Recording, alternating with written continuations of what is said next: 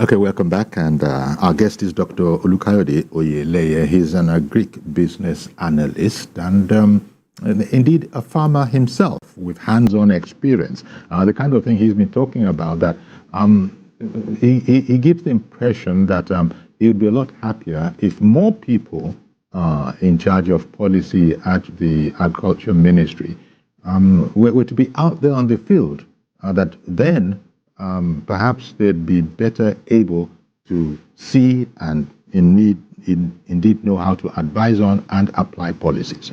Here we are a year after, the president came into office, and I'm afraid his impression is that, it's a work in progress still, but he seems to give me the impression that not very much has changed from when the president had come. And I don't know, you've also implied you've implied your doubt about how well we are understanding what needs to be done. Because remember that before the president even became president, for a long time, he's been, agriculture has been a corner piece of his vision. And he had said at the time that What's so difficult? Corn. We were an agrarian people, that kind of thing. But as you've been talking about it in the past half an hour or so, it would appear that there are challenges. Fisheries. Any good news? Because feeds. That seems to be a major component. You've talked about it in relation to poultry. When it comes to cattle. We know we've been speaking about ranching and the conflict between traditional cattle herders. All of that has been going on. But let me take this call from Mr. George calling in from Ikeja. Good morning to you. Good morning, Uncle Yori. Thank you for calling in. Good morning. And good morning to the expert you are talking to. Dr. Oyeleye, thank you. Yes. Uncle Yori, I have been wanting to find out what is the problem at the Agriculture Ministry. In the past 3 months or so, I have doubled the food allowance in my house. Yet, my wife is always complaining that the money is not enough to buy what we used to buy in the past, and even if we spend extra. So it brings me to the question. Our agriculture ministry, why is it that experts like the one before you are not manning that ministry? I've been listening to him. Now I've been wondering if this man were to be the Minister of Agriculture, wouldn't things have been different?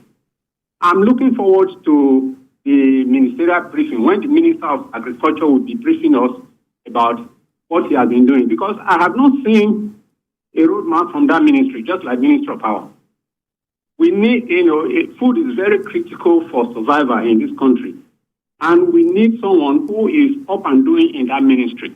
We see Ministry of Works, see LCT, see aviation, see mining. You will see it. Nobody needs to advertise anything. You see it. But that of agriculture, I have not seen it. Mm-hmm. Mm-hmm. So I'm just wondering, the president needs to make some changes in his cabinet, I dare say. All right, then. Good morning. Good morning. Thank you for calling in, Mr. George. Did you have, any commentary on that? Or is it a thing that you can understand why the feeling would be like this out there? Okay, I'd like to say this. I was just called upon to come and comment here, not to showcase myself anyway. Yes. So I need to make that very clear. And the ministry is a place where I have known, for quite a number of years, in and out. And so, but the issue is this. The point that I want to make is this. It's about the nation. It's about getting those who are there to actually do what they need to do, because there's always something like a filter between what goes on out there and those who are in such offices, except they go out. So I still want to go back to this point that they need to go out. They'll be able to do a lot. They'll be able to even fix many of these things we are talking about if they are ready to go out. Agriculture is not an armchair business. And those who are ministers of agriculture, you can't compare the minister of agriculture with the minister of finance. You cannot compare the minister of agriculture with the minister of health. Those ones, they have their own jobs cut out for them, which most of the time they will be kept in the office. Agriculture is done on the field. And if those who are in charge of agriculture don't go on the field, they will only be getting filtered reports about the field. And then, since this is a political environment, their subordinates and those that work with them will be telling them what is music to their ears, and they will be misled. And of course, they will now have to be fighting media war. They will have to be defending what is indefensible. And then they want to convince the public that is feeling the pain, that there's no pain at all. Okay. And that will not be too good for them. So as they come back to this point, that let them go on the field. There's a lot happening out there that they need to know about. Let them, like the issue of subsidiarity, I want to mention that because I was told that now they've started, writing letters to the state governments, but it goes beyond writing letters.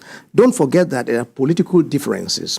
Like the ruling party will write to a state that is governed by an opposition who, for political differences, may not want to flow with whatever they are coming with. So they need to find a way of actually working together, synergizing. But then I need to also say this. In the concurrent list of the Constitution, states are the best placed in terms of practicing agriculture.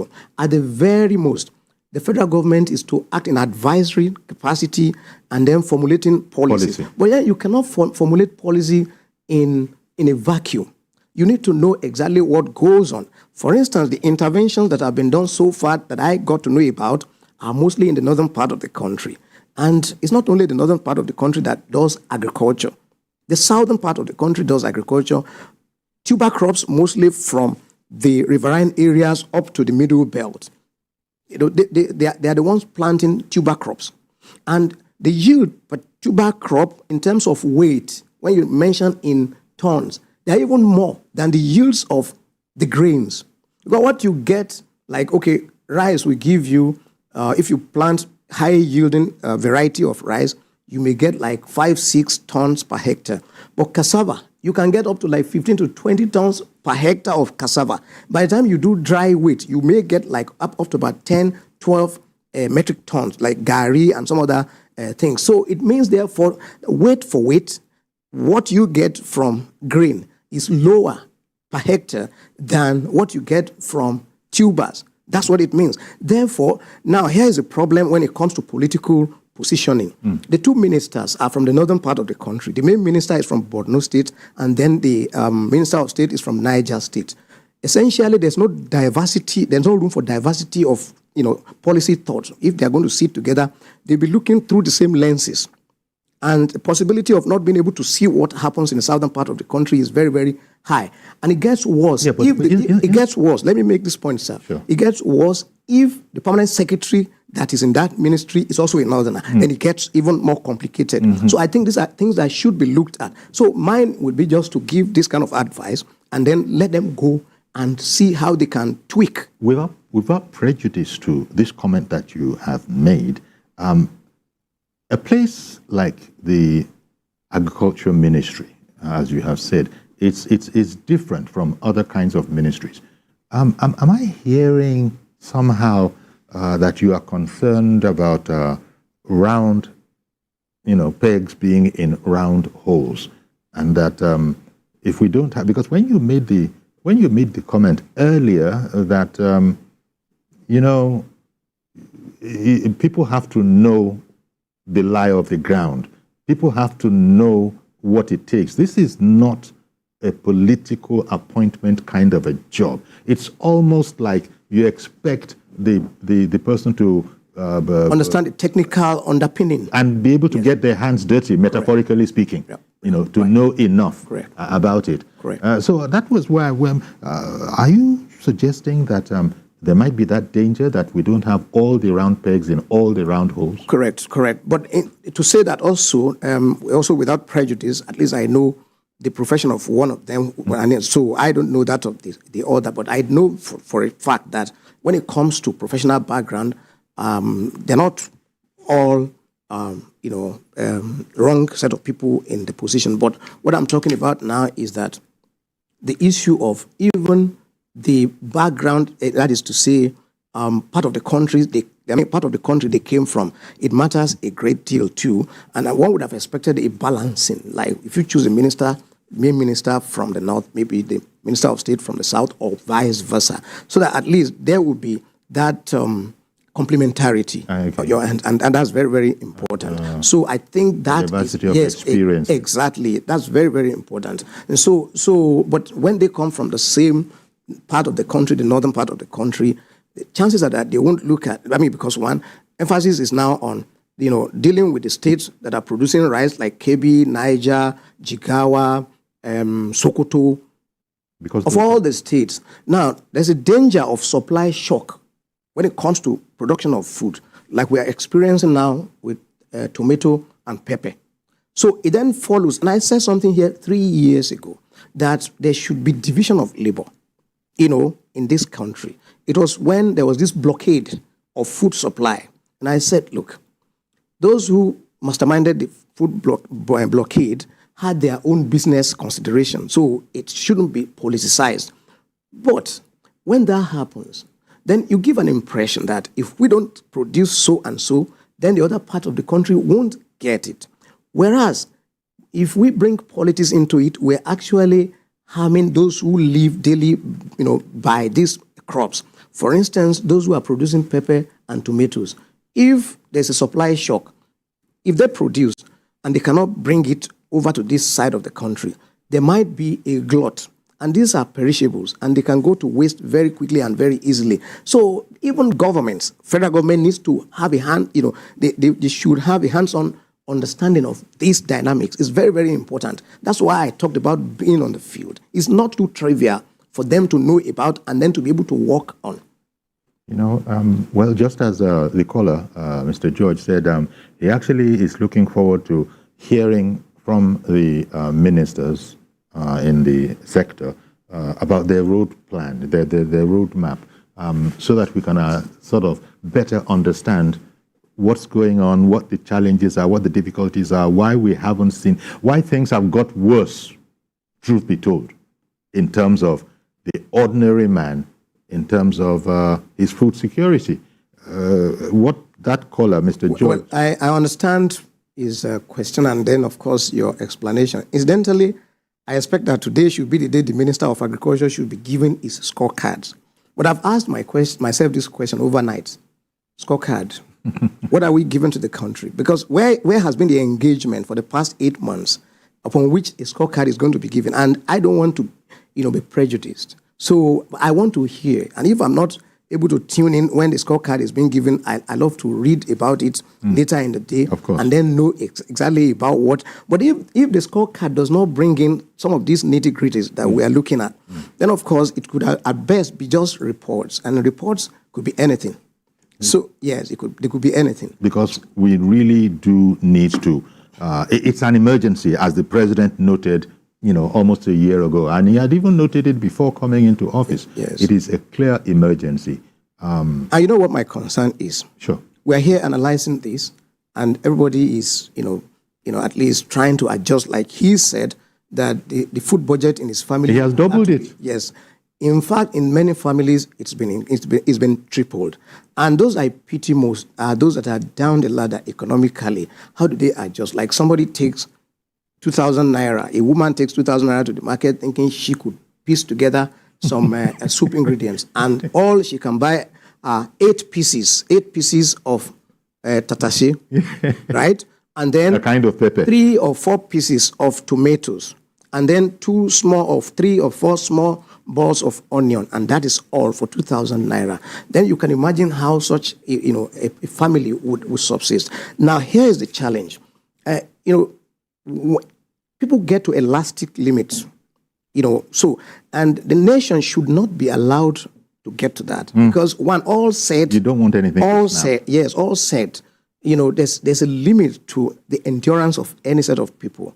Some years back, before the present crisis in Sudan, it was food that actually sparked the one that, that happened, I think, during the time of Omar. I think that was the price of bread. Yeah, bread, yes. That military turned civilian man that left. Al-Bashir, Omar, it was bread. And so now, if that is the case, we've suffered more than just price of bread increase, prices of many other commodities, and people are adjusting. And the public should not be taken for granted. It gets to a point, even when there's no more elasticity. Exactly. So there will be a break. When it gets to breaking point, it snaps. And that's the one thing. And that is what the government of the day must avoid. You know, when I was talking with an economist about the times, and I had observed that, look, everybody's complaining, even in your domestic situation, that food has gotten almost beyond the reach material. I mean, you know, the women, men for that matter, go to the market and you can't really buy anything worthwhile. But there's a curiosity that I brought to the economist that, look at all the eateries. You can say, look at all the eateries, look at the bukas, the restaurants, and prices have doubled, yet the crowds have not thinned in those places. And I was bringing to him that, what's going on? You would have expected that a response to the skyrocketing of the prices of foods, all these air-conditioned eateries, they will just be there.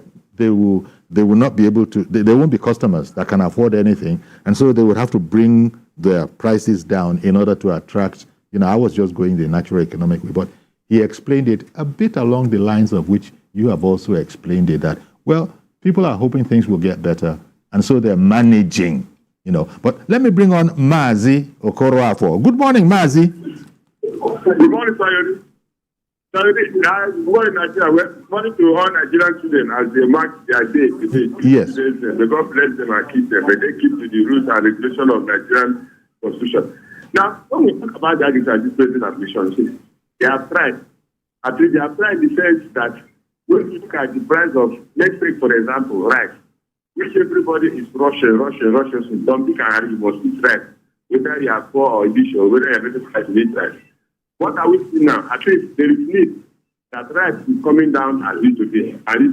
But what I would do now is to tell the president that for us to move forward, let's use these forest guys to take care of our farmlands. Forest guard to take care of all our farmland so that we have enough food. Okay, you're talking about the security aspect now. You're talking about the security aspect. Yes, just call it security aspect.